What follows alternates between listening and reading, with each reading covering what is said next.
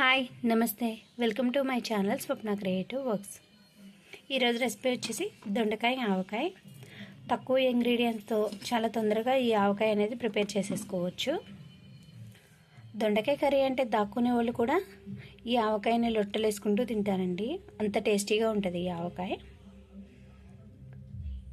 Prepare చేయడం కూడా చాలా తొందరగా అయిపోతుంది. సో దొండకాయ ఆవకాయ ఎలా చేయాలో స్టార్ట్ చేద్దాం.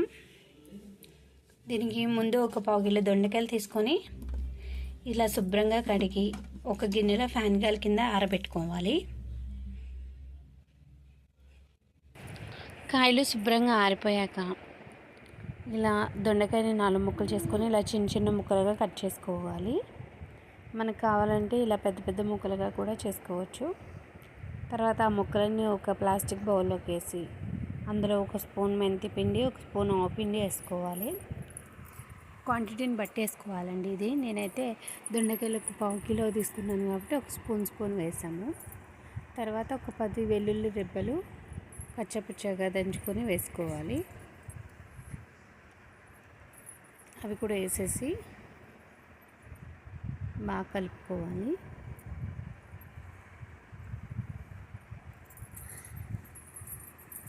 ఇలా వేసేసుకోవాలండి.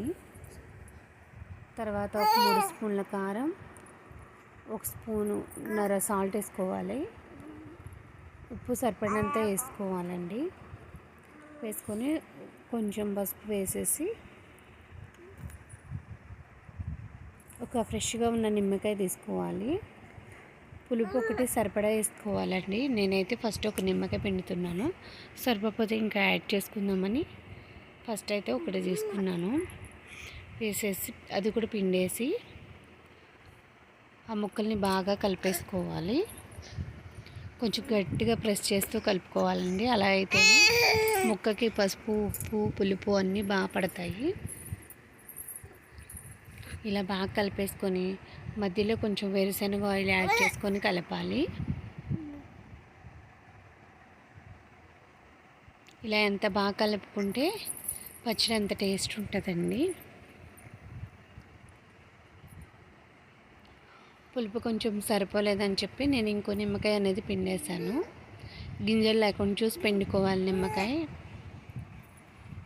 ఇంకో నిమ్మకాయ కూడా పిండేశాను నేను.